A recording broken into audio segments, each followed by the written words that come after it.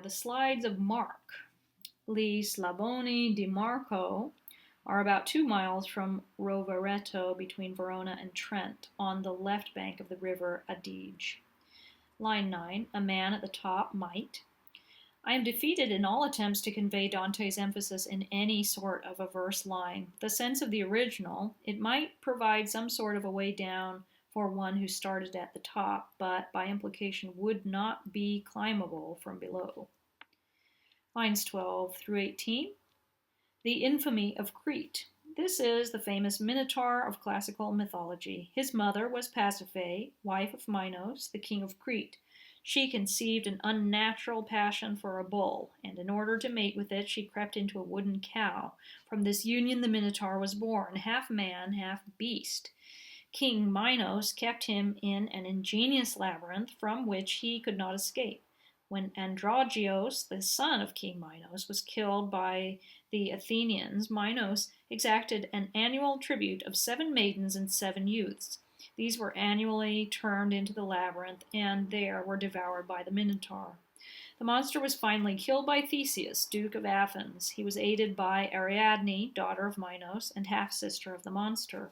She gave Theseus a ball of cord to unwind as he entered the labyrinth, and a sword with which to kill the Minotaur.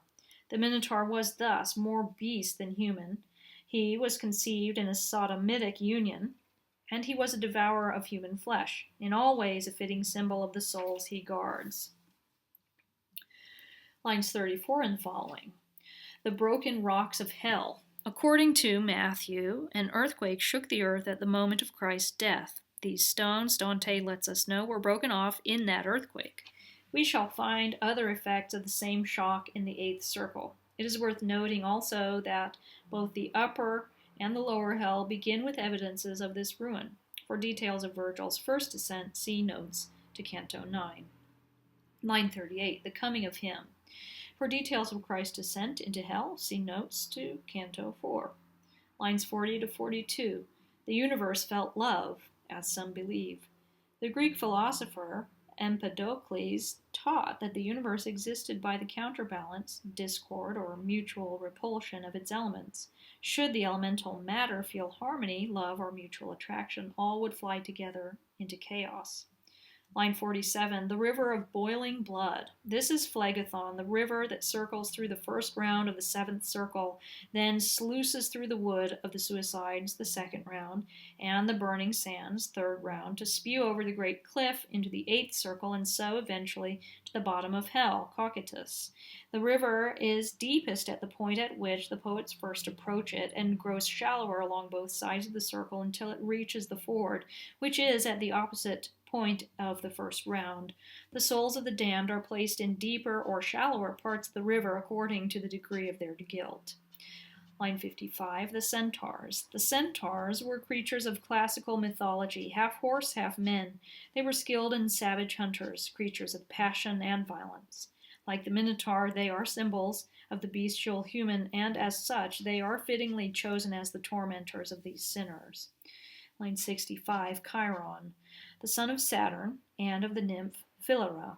He was the wisest and most just of the centaurs, and reputedly was the teacher of Achilles and of other Greek heroes, to whom he imparted great skill in bearing arms, medicine, astronomy, music, and augury. Dante places him far down in hell with the others of his kind, but though he draws Chiron's coarseness, he also grants him a kind of majestic understanding. Nessus. Nessus carried travelers across the river Evenus for hire. He was hired to ferry Deianira, the wife of Hercules, and tried to abduct her, but Hercules killed him with a poisoned arrow. While Nessus was dying, he whispered to Deianira that a shirt stained with his poisoned blood would act as a love charm should Hercules' affections stray. When Hercules fell in love with Iole, Deianira sent him a shirt stained with the centaur's blood.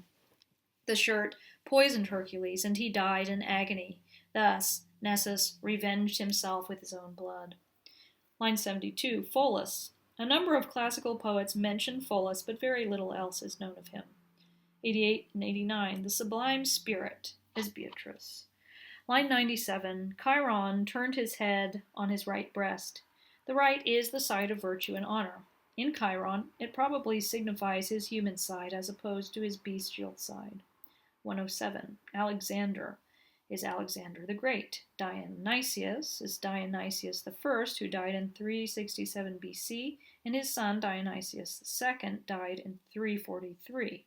They were tyrants of Sicily. Both were infamous as prototypes of the bloodthirsty and exorbitant ruler. Dante may intend either or both. Line 110, Azzolino or Ezzelino, Ezzelino de Romano, Count of Onora, 1194 to 1259, the cruelest of the Ghibelline tyrants. In 1236, Frederick II appointed Ezzelino his vicar in Padua. Ezzelino became especially infamous for his bloody treatment of the Paduans, whom he slaughtered in great numbers. Line 111, Opizzo da Este, Marquis of Ferrara. The account of his life is confused. One must accept Dante's facts as given. 119 to 120, that one, a heart still honored on the Thames.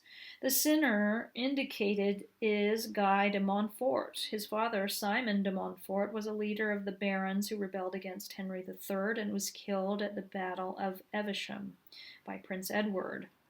In 1271, Guy, then Vicar General of Tuscany, avenged his father's death by murdering Henry's nephew, who was also named Henry. The crime was openly committed in a church at Viterbo. The murdered Henry's heart was sealed in a casket and sent to London, where it was accorded various honors. 134, Sextus, probably the younger son of Pompey the Great. His piracy is mentioned in Lucan. Pyrrhus, the son of Achilles, was especially bloodthirsty at the sack of Troy. Pyrrhus, king of Epirus, waged relentless and bloody war against the Greeks and Romans. Either may be intended.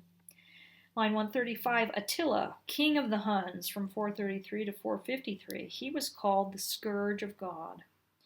137, Rinier da Corneto, Rinier Pazzo. Both were especially bloodthirsty robber barons of the 13th century.